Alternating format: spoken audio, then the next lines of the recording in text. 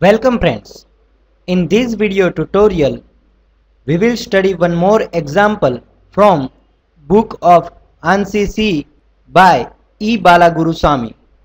So in this video tutorial, we will understand use of shorthand assignment operator. And we will see one program to use shorthand assignment operator. So in this program, I have taken two constants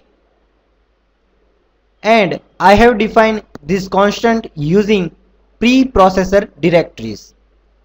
We can define constant using define directory. Now you know these preprocessor directories. So to define preprocessor directory, first you have to write constant name space value of that constant. I have defined two constants. One is a and second is and I have assigned two different values to each constant. Now let's move to the main function. I have created one variable called a of integer type and I have assigned value of constant a to that small a variable. So now a contains 2, but it is variable. We can modify the value of a at a runtime, but we cannot change the value of capital A because it is a constant. Now I want to find square of a. Iteratively I want to do this process. So I am first putting condition small a less than n. If the value of small a exceeds value of n, which is 100, then program will terminate.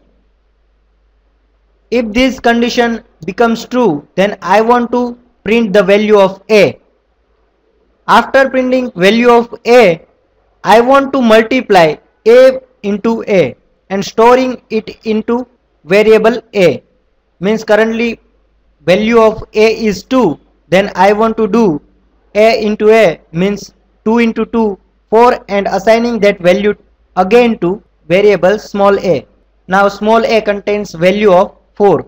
Again condition will be checked and value of a will be printed, and again this operation will be performed. Now what shorthand assignment will do? Shorthand assignment are operators that allows us to perform various operations using only one operator which is prefixed before assignment operator. Means this shorthand assignment operator will perform operation like this: a is equal to a into a. So by using this shorthand assignment operator, we are saving our coding time. So there is no need to write a into a. We can directly write a into is equal to a. So this is the use of shorthand assignment operator. Now let's run and see the output. As we can see, first 2 is printed, while loop is running, so it will print 4 because 2 into 2 is equal to 4, 4 into 4 is equal to 16, and 16 into 16 exceeds the value of 100. So condition becomes false and loop is terminated. So these are we can use shorthand assignment operator to perform our operation and saving our time. Thank you.